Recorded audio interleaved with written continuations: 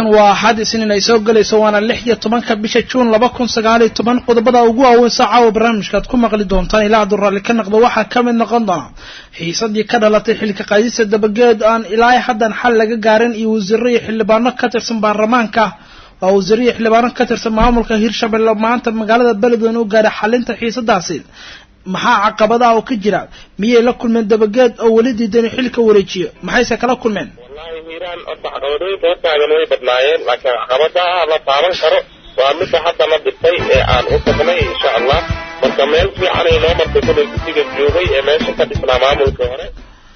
ورئيس كوسا سن حالة إيران يوح والبهال كاسي كتاغني كل ما عاو كسعنا يا مقالة بلد وين يحميه الدولة دا يهير شبه الأمة عاوضة بحالك جارستا أما حالين حيصة دا صعاو هالكاسي كلهم كله برامج كده عدوين كاتكم مقلي دونتان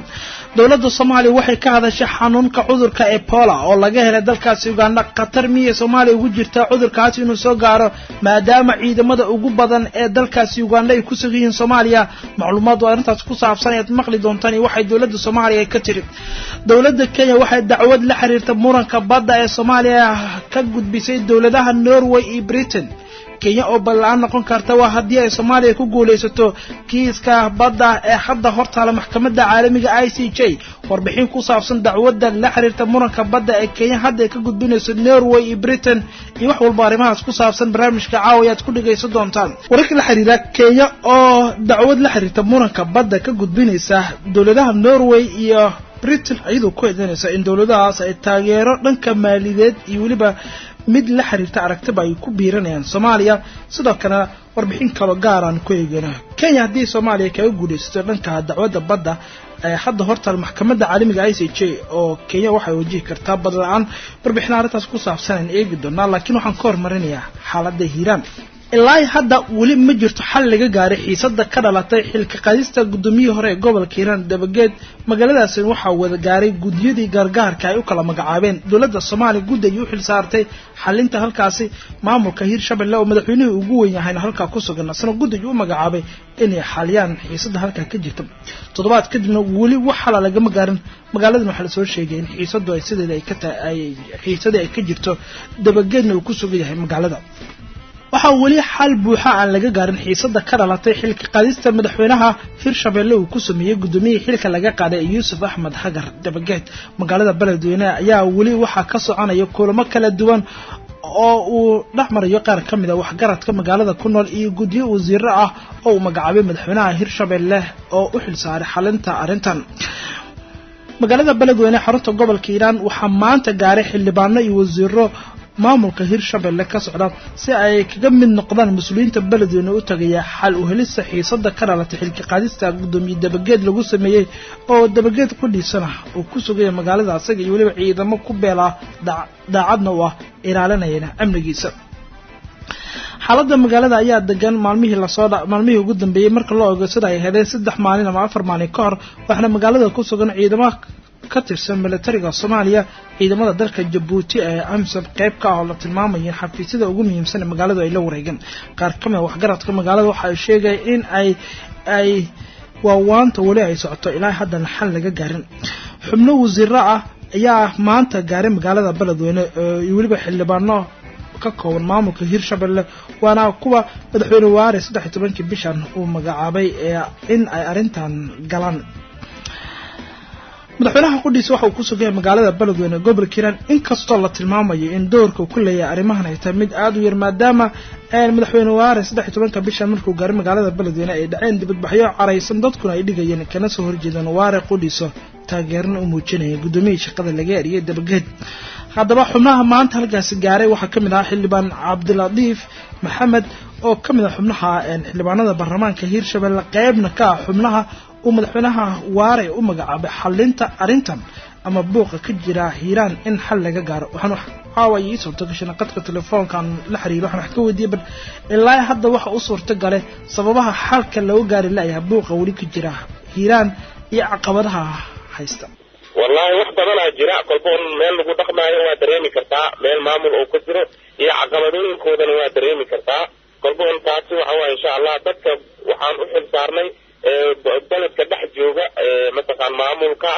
عن أبحني أيان وحنو نري wax walba oo caqabadaha ee jiri kara ama jiro idinkaa waajibkooda uu idin saaran yahay wixii la soo gaarana anagana soo gaarana garab aan u nahay insha allah wax badan ka qabtaan niri waana isku fahanay insha allah ilaa hadda miyaad isku daydeen mise waad la fadhiisateen Yuusuf Dabageed oo ma weydiisay sababta uu diiday waan isor fadhiisanay wax badan aan ka shirnay aan ka sheekaysanay waa sida aan hore kugu soo sheegay marka wax walba oo la taaban kara markaas dhibaato u keeni karta wadanka wax badan aan iska niri insha allah waana isku fahanay haddaad ku fahanteen marka maxay caqabad in haysto gudigiina wallahi hadda si gaar ahaan waxna haysta ma jiraan laakiin caqabadooyin gudaha jiray mataqaan maamul hoos ah oo jiray iyo wixii markaas raaca marka intaas oo dhan kolba gudi aan u bixinay oo arrinkaas xalliyo way laakiin caqabad wayna haysataa saad ii sheegtay gudoomiye xilka laga qaaday magaaladu ku sugaya isaga iyo ciidamadiisa madaxweynuhu ku dhiso magaaladu ku sugayahay marka waxyaabo badan waxa jira Soomaaliya isdiidan oo laakiin magaalada ka jira wallahi sax waaye way jirtaa kolba wadan xoogay arbishkiisa uu ka badaya waa dareemi kartaa iyo caqabadooyinkiisa kolba waa sida aan hore u taabtay haddana arrinkaas oo dhan insha allah waa isla fahanay inaan maamula meel walba yaala oo qorshooyina jira oo siyaasadaa jirta marka wax walba oo jiro insha allah in aad si degdeg wax laaga qabto waxaan isfarnay ka mid tahay waa hagaag wali waxaad maqlaysaan barnaamijka dhacdooyinka qaybiyo hore ee barnaamijka ayna bartankaan kaga maraynaa warbixino kale oo xiiso badan ay inoo soo socda kubana hadda ayaad maqli doontaan wasaaradda caafimaadka warbixinteedaan eegi doonaa oo la xiriira kiiska cudurka Ebola oo laga helay dalkaas Uganda qatar miya Soomaaliya ugu jirta cudurkaas inuu soo gaaro maadaama ciidamada ugu badan ee Uganda ay ku sug yihiin Soomaaliya kuwaas qayb ka ah AMISOM warbixinadaas ayna eegi doonaa laakiin waxaan ka hormarinayaa warbixinada la xiriira Kenya dawladda Kenya waxay dacwad la xiriirta muranka badda ay kala dhaxayaan ee Soomaaliya waxa ay ka gudbinaysaa sida ay dawladdu ay sheegtay Norway iyo Britain oo ay sheegtay in Kenya u aragto inay la safteen Soomaaliya warbixino kale waxaan eegi doonaa hadiise Kenya laga guuleysto dacwadda dhanka badda waxa uu wadankaas u wajihi doonaa badlaan dawladda Kenya ayaa sheegtay in muranka dhinaca badda ah ee kala dhaxaya Soomaaliya ay hurinayaan wadamada Norway iyo waliba Britain sidaas darteedna ay gudbin doonto dacwad ka dhan ah labadaasi dawladood sida uu qalay wargeyska The Daily Nation afayeenka xukuumadda Kenya Agunda waxa uu sheegayaa in wax wanaagsan ay tan xal laga gaari karo wada hadal dhaxmara labada dhinac ee isku haysta kiiska badda ee dawladaha Soomaaliya iyo Kenya laakiin Kenya ay marna ogolaan doonto in dawladaha kale ay ku lug yeeshaan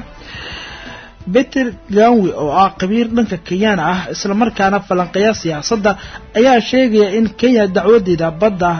ay ahayd hal heer oo kaliya oo waxa uu sheegay in Kenya dacwadeeda ay gudbisay hal heer oo kaliya halka Soomaaliya ay gudbisay dacwad ka kooban 10 heer oo tiiba ay ka kooban tahay 25 page oo qoraal ah iyadoo gacantana ay ku hayaan dalalka reer galbeedka sida ay xubnahan qabiirada Kenya ay sheegayaan ama Soomaaliya ka taageerayaan Kagawi waxa uu sheegay in dalalka reer galbeedka ay ku eedeeyaan in Soomaaliya ay maaliyad iyo talahaanba ay ka gacan siinayaan muranka dhinaca badda kala dhaxaysa Kenya iyagoo ogaaday in wadamadaas Soomaaliya markan taageero buuxa u yihiin sarkaal sare oo ka tirsan dawladda Kenya ayuu wargeyska The Daily Nation ka soo xigtay ayaga oo madaxweynaha Soomaaliya Maxamed Cabdullaahi Farmaajo iyo waliba rajaaraha Kheyre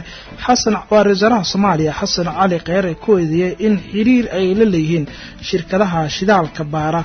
oo ay leeyihiin Norway iyo Canada iyo Sweden sidoo kalena taageero farsamo ay ka helayaan dalalkaasi Kenya ayaa soo jeedisay in muranka labada dal lagu xaliyo kulamo dhaxmara wasiiradaha arrimaha dibadda ee labadaas dal laakiin kulamo ay hore u yeesheen oo aysan wax natiijo ka soo bixin ugu dambeynna uu natiijo la'aan ku soo ilaaday qabiirada dhinaca cilmiga badaha waxay sheegeen haddii maxkamadda caalamiga ICJ ay u xukunto biyaha ee la isku haysto Soomaaliya u xugmiso Kenya waxay noqon doontaa dal aan lahayn wax bada qabiiradu waxay sheegeen in Kenya ay ku qasbanaan doonto inay fasax weydiisato dalalka Soomaaliya iyo Tanzania oo labada dal ee hadda dhanka badda murankooda kala dhaxay sidoo kale dalka Tanzania Kenya waxa kala dhaxaya muranka dhanka badda ah si ay maraakiibtooda ugu soo xirtaan magaalada xeebta ah ee Mombasa Kenya waxaa la tilmaamay in mar walba ay ku qasbanaan doonto in fasax ay weydiisato dawladaha Soomaaliya iyo Tanzania. shir ay qobradan ay ku yeesheen magaalada Nairobi waxa ay kula taliyeen in dawladda Kenya ay xal ka gaadho dhanka diblomaasiyadda isla markaana ay hoos u dhigto xiisadda hadda u dhaxaysa labada dal. sidoo kale waxa ay tilmaameen haddii Kenya loogu guuleysto ama loogu adkaado dacwadda badda ay fursad kale heli karto ah in wada hadal hoose ay la gasho dawladda federaalka Soomaaliya. dacwadda dhanka badda ee labada dal ayaa waxa la go'aamin doona bisha September ee sanadka dambe 2020 iyadoo rajada ugu weyn hadda laga muujinayo tahay in Soomaaliya 99% ay ku guuleysan karto kiiska badda ee hadda hortaala maxkamadda caalamiga ee ICJ. dawladda Soomaaliya ayaa hore u shaacisay inaysan wax gorgortan ka gali doonin kiiska badda kaas oo mugdi sii gelinaya xiriirka labada dawladood ee Kenya iyo Soomaaliya. Kenya ayaa qaaday talaabooyin adag waxaana ay bilowday cadaadis ay saarto Soomaaliya kana baxdo heshiisyo hore ay u wada galeen labada dawladood. dadka falanqeeya arrimaha dacwadda ayaa arintan u salbeynaya inuu jiro tuhno ah in Kenya aysan wax guul ah aysan ka keedi karin kiiska badda ee hortaal maxkamadda ICJ taasoo Kenya ku qasbayso talaabooyin guracan inay qaado la xiriira in heshiisyada labada dawladood ay galeen ay ka wada baxdo sidoo kale in cadaadis ay saarto muwaadiniinta Soomaaliya ka soo jeeda ee dalkaas Kenya ku sugan. warbixinada kale ee wararkeena ku jirayaan markan eegi doona walaaca ugu badan hadda Soomaaliya laga muujinayo waxay tahay cudurka Ebola maadaama dalka Uganda oo dariska nahana cudurkaas laga helay oo waa dalka Uganda oo ciidamadooda ay ka joogaan Soomaaliya. wasaaradda caafimaadka xukuumadda Soomaaliya Titores Fawziya Abikar Nur qoraal ay soo saartay iyo waliba shir jiraado qabatay warbaahinta waxa ay ku sheegteen Soomaaliya aysan ka jirin xilligan walaac ku aadan in uu ka dilaaco cudurka Ebola oo kiisas kamid ah laga helay dalka Uganda oo dal ciidamadiisu inta badan ay joogaan Soomaaliya. qoraalkan ka soo baxay xafiiska wasiirka caafimaadka Soomaaliya ayaa waxa lagu sheegay in wasaaraddu ay si dhow ula socoto xaaladda cudurka Ebola ee dalkaas Uganda balse haatan uusan jirin wax halis ah cudurkaas oo kaga iman kara dalka Soomaaliya. waatan wasiir Abikar oo ka hadlay arintan. wasaaradda caafimaadka iyo daryeelka bulshada iyadoo ka jawaab celinaysa dareenka bulshada Soomaaliyeed ee ku aadan xanuunka Ebola ee laga helay wadanka Uganda waxa ay wasaaradda soo saartay warbixintan ku saabsan wasaaradda caafimaadka waxa ay cadeynaysaa in howl maalmeedka wasaaradda ay ka mid tahay u diyaar garowga musiibooyinka dabiiciga ah iyo kuwa aan dabiiciga ahayn oo ay ka mid yihiin cudur dilaaca sida xanuunka Ebola. waxayna had iyo jeeraale juhdi ku bixinaysaa ka hortagga xanuunada waxyeelada u geysan kara badqabka bulshada Soomaaliyeed. wasaaradda waxay indhaha ku haysaa isla markaana si dhow ula socotaa xaaladda xanuunka Ebola ee laga soo wariyo dhammaan wadamada Afrika ee uu saameeyay xanuunka Ebola kuwaas oo ugu dambeeyay wadanka Uganda. ayadoo arrinkan mar walba la kaashanaysa dhammaan hay-adaha ay khusayso sida hay-adda caafimaadka adduunka WHO, hay-adda IOM iyo cid allaale cidii kala shaqeysa caafimaadka wadankeena. hay-adda caafimaadka adduunka guddigeeda xaaladaha degdegta ah ee cudur dilaaca Ebola loo yaqaan WHO IHR Emergency Committee for Ebola waxa uu ku soo saaray xanuunka Ebola ee dalalka Congo iyo Uganda warmurtiyeed taariikhda marka ay ahayd 14 June 2019. warmurtiyeedka waxa uu cadeynayaa in cudur dilaaca xanuunka Ebola ee hadda ka jira wadamadaas uusan gaarsiisnayn heer cudur dilaac caalami ah oo keenaya in laga walwalo caafimaadka dadweynaha. sidaas darteed waxaan bulshada Soomaaliyeed u sheegaynaa in iyadoo la talo saaranayo Ilaahay